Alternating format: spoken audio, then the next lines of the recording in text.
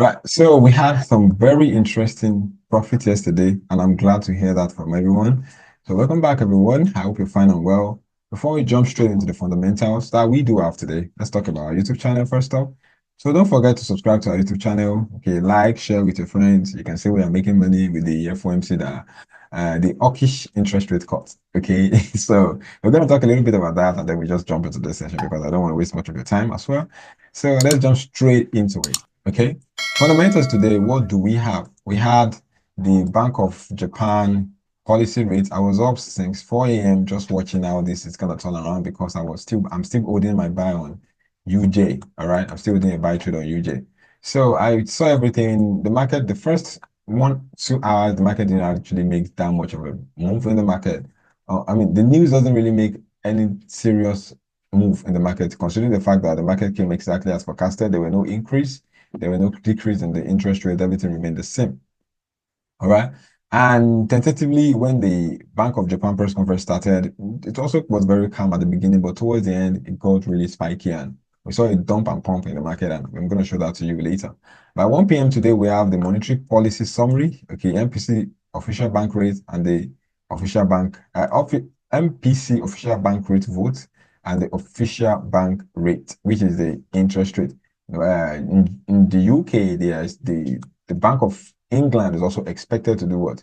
To leave the bank rate, okay, which is interest rate, as the same, unchanged. The same thing the Bank of Japan also did.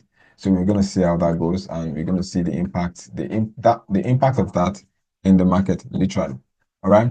And by 2:30 p.m., we have the final quarterly GDP in the United States, the normal weekly jobless claim. All right. And after that, we have the final GDP price index quarterly, and lastly we have the Philly Fed manufacturing index. All right, the one you might want to pay close attention to literally is these ones. Okay, first of everything on GU, I mean everything in the United Kingdom, you want to pay close attention to it. The monetary policy summary, the vote, and the official back rates, you want to pay very close attention to that. The second one is the final GDP, the final quarterly GDP in the United Kingdom. It's also expected to come the same, all right, unchanged. So if you get that, that'll be good. The unemployment claim is expected to drop, all right, by literally up to 7,000, all right. If that happens, then that would be good. But anything above 229K, that would be bad for United States dollar. We might likely see dollar actually drop from the up round that happened yesterday night. Okay. And if you have something lower than 229K, then that will probably fuel the bullish move that started yesterday. And we see the DXY actually jump further to the upside. All right. This final price index, the final GDP price index is something you want to pay close attention to also, but not that very interesting. Okay, or that very crazy. Okay. And lastly, we have the Philly Fed manufacturing index is just like a statement from the what? From the Philadelphia central bank governor. All right. So we're going to see what that is all about also and what the number is going to be like. So let's just pay close attention to from 1 o'clock to 2:30. There's going to be some fireworks, the continuation of what happened yesterday, and we're going to see how that goes. All right. So that's it. Let's jump straight into the technical part of today's session.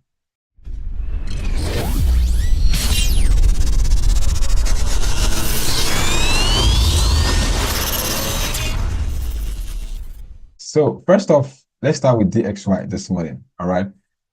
To begin with, we can't do but make reference to the elephant in the room. We have to pay homage to the elephant in the room, which is the unemployment rate. Sorry, the interest rate that came yesterday. It came just as expected. The Fed ended up cutting 25 basis points. Okay, 25 basis points. Okay. So they cut 25 basis points yesterday, which is expected, but the market takes it as what? As a bullish reading, as a hawkish data. And despite the fact that when you cut interest rates, it is expected that your economy is quite weak and you're trying to make what? You're trying to get it to a safe area for investors, to entice investors, to make everything quite simple. So it's expected that your currency drop.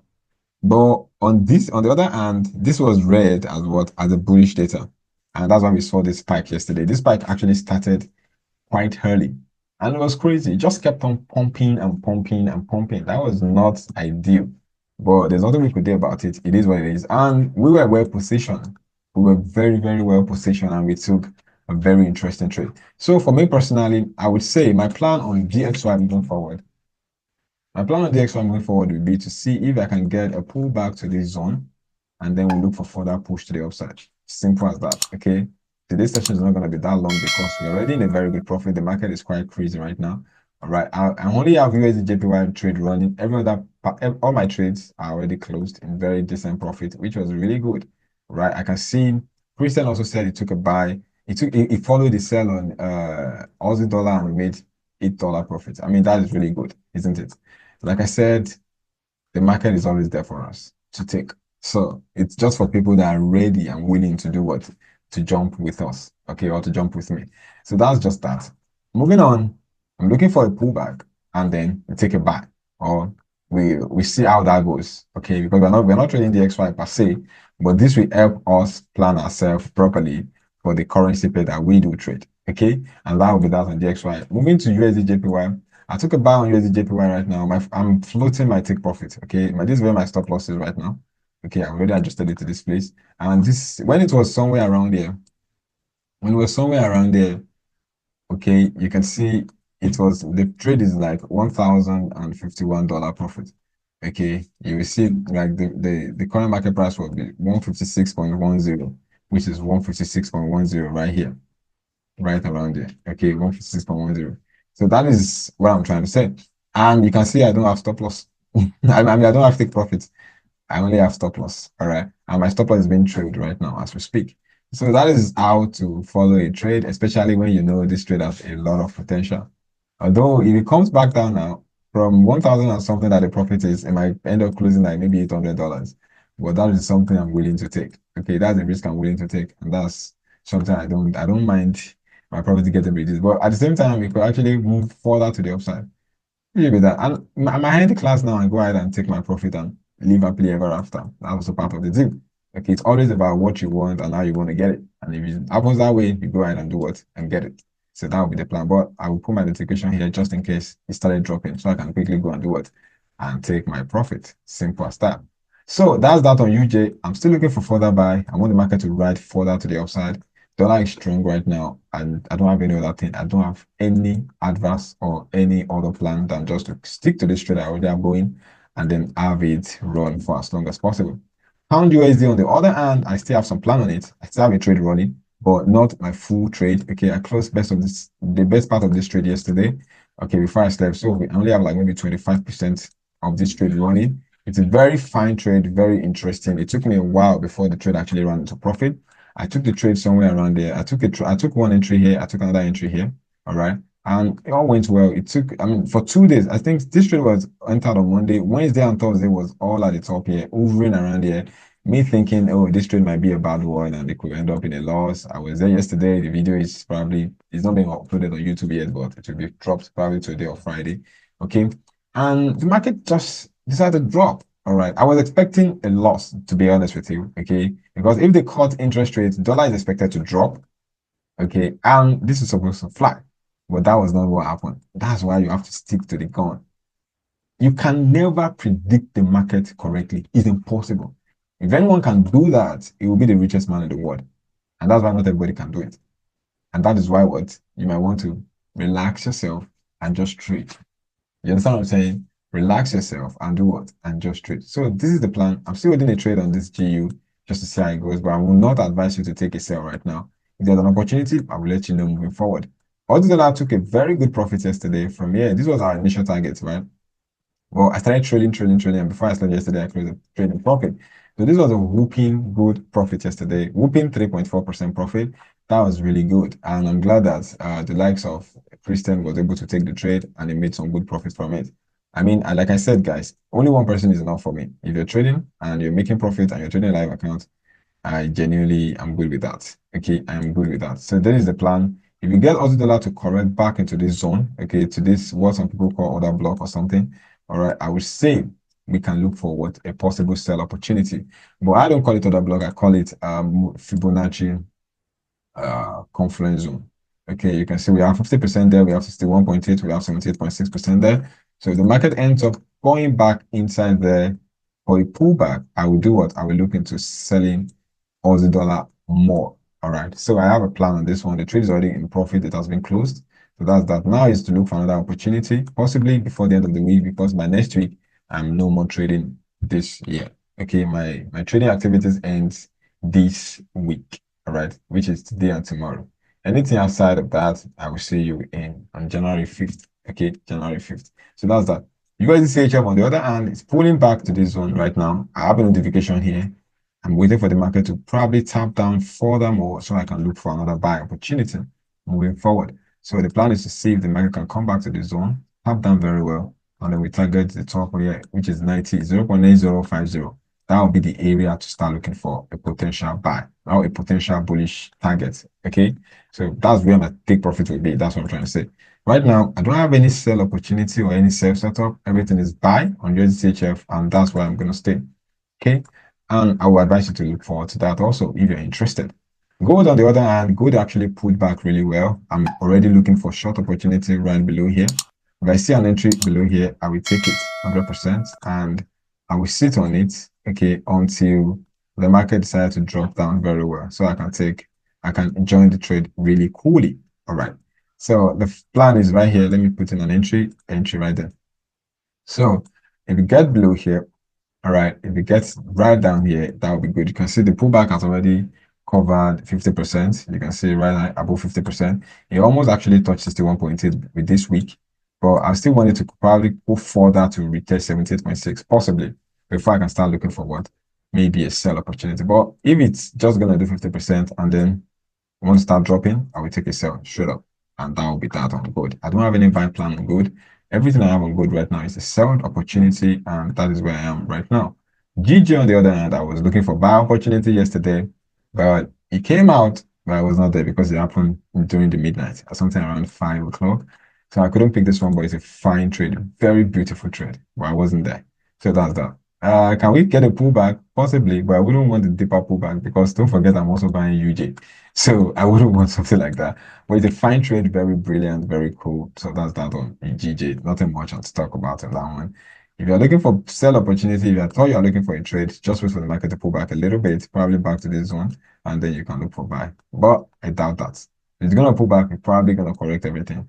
All right. Or maybe not this week, or maybe not today. But fingers crossed. Euro dollar also, we had a plan yesterday, and it seems like the plan might be playing out well right now. I think my internet is a bit shaky. Let me check it again. Confirm if you can see my screen and you can hear my voice. Thank you very much.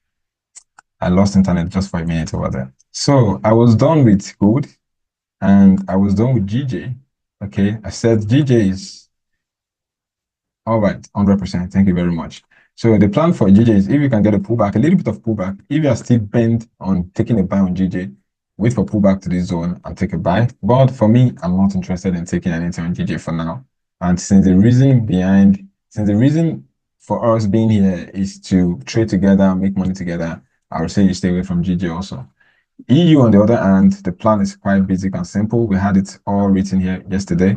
So let's just wait for the pullback to formally and properly form. Okay, once it's done forming up, all right, or let's say once it's done building up, we can now look into buying. Okay, we can look into selling, excuse me. All right, the plan is still plain and simple. Let's wait for the continuation of this pullback. All right, probably all the way back to 61.8, and then we can look for short opportunity, okay, on EU. So pay very close attention to this. It might work out very soon, sooner than you expect. So don't miss out on this EU sell opportunity. But it has to come at least back to 50% or even come to retesting the previously broken structure right at the top here before I can now consider myself a seller of Euro USD. I don't have any buy opportunity or buy plan. Euro dollar, I'm still sticking to selling Euro dollar. So that will be that for my hand right now. All right, and I would advise to also have almost the same plan or the same plan. USD card also went up. I don't really have any plan on U card, except it's going to come all the way down here. And that would be that on U card.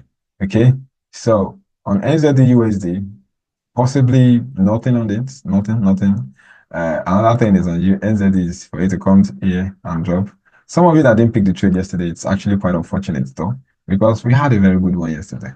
We had a really good one, but you missed it and That's that. So NZUSD, if you can get a pullback to this zone, this confluence area on the Fibonacci, 50, 61.8 or 78.6%, then guess we can look for a short opportunity on NZD. I have a couple of notifications there. So if it happens, I'll let you know. If it doesn't, I guess you will know by me not posting anything on the group. WTI, which is crude oil, it's ranging right now. So my plan has been shifted to the upside right here. I don't have anything to take, anything to look for on WTI. I'm just quite watching and waiting right now. Silver also, don't forget I have a plan to sell on gold, which is still very young and it could happen anytime from now. So on silver, I don't have any other thing planned on this one. I'm just watching. All right. I'm simply just speculating right now on silver. But if the market ends up coming and breaking below here, I mean, anything can happen, right? But I'm not sure I'll take this. I would rather take gold than take silver on this one. But that's why gold is categorized under my top watch. All right. I'm literally watching right now, just watching. And lastly, let's talk about Bitcoin before I go. So Bitcoin dropped yesterday with over, let's calculate it.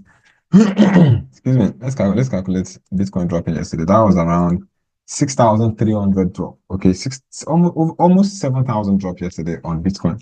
That was quite drop. That was a quite drop. All right.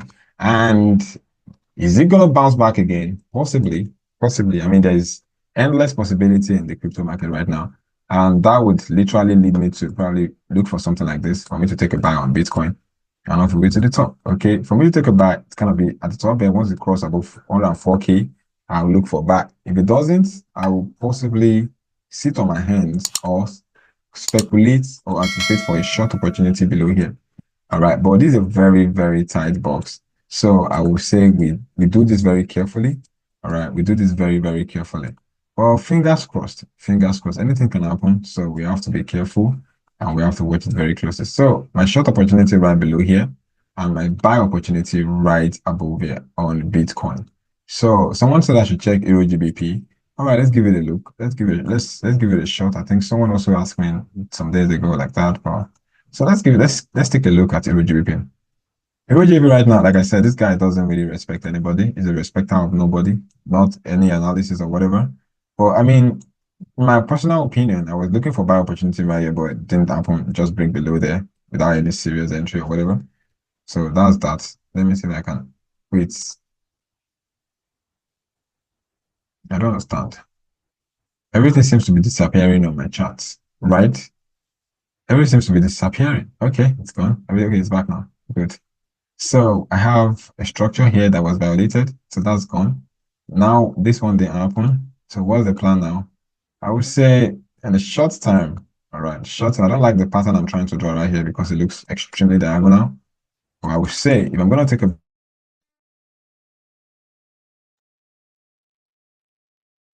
So on Euro GBP, don't forget we have the bank rate, the votes, and the monetary summary for GU coming today. Okay, for in the United Kingdom. So you might want to be careful with this one. But for my buy opportunity, it's gonna look like this: something very fast, something very sharp, probably right at the top here. Just take a buy here, put my stop loss slightly below here, and target the top here. Simple, smart, and easy. For buy for short opportunity, I will clearly anticipate for what a decent break below here. Okay, a decent and nice break below here, something like this, drop below here, pull back, and stuff like that. And where am I going to target? Anything below that I can look for as my TP level. Anything, we have something at the bottom here. Well, is this enough? We're going to see it later. Anything at all, anything at all, nothing below though. That means it's the lowest it has ever been all time. That means I have to, let's go. This is the monthly band, so let's check it out. All right, you can see it's the lowest it has ever been all time. So this is the sell opportunity is not the idealist stuff to take right now. But if it drops, it's gonna be a banger. It's gonna be a banger, right? It's gonna drop crazily. So you might want to pay close attention to the sell. But for the buy opportunity, I would say it's above there. You can see this is the lowest low, all-time low. Don't forget that. We call it all-time low. And what is the price again? There's the price right here. Okay. Control Z. All right, good. So that's the all-time low right here. You don't want to play with this at all. You want to take it very, very carefully. All right, so we have the all-time low below here. So pay close attention to that. So for my short opportunity, it's going to be a very get in and get out kind of stuff. All right. Might not even be up to this. I'm just gonna target this all-time low. Get in and get out kind of stuff. But for the buy opportunity, there's endless possibility. All right. Well, if that now, I mean, let's say the not the all-time low, actually, the annual low, let me say yearly low. All right. Let's say the yearly low. We have another low at the bottom, which is all-time low. And that's even here. This is all-time low we're talking about. All right. So all-time low, right? So that is that. I'm not saying it can't drop below there, it can drop down there, but it's not something that will happen in a single day or even a single week. It might take a month or even a year. It might take months or a year or even more to get to that bottom right there. Okay, this pair is not known for its trending move. It's known for its range momentum. So you might want to be careful with that. Okay. So that said, this particular low right here, something you can target and pay close attention to moving forward. But I would rather consider the buy opportunity because it's clear, it's basic, and it's quite simple. So that's my plan on the Euro GBP. I hope you understand. So on that note, that's where I'm gonna end today's class. I will see you all tomorrow by the grace of God. Have a fabulous day ahead. Bye for now.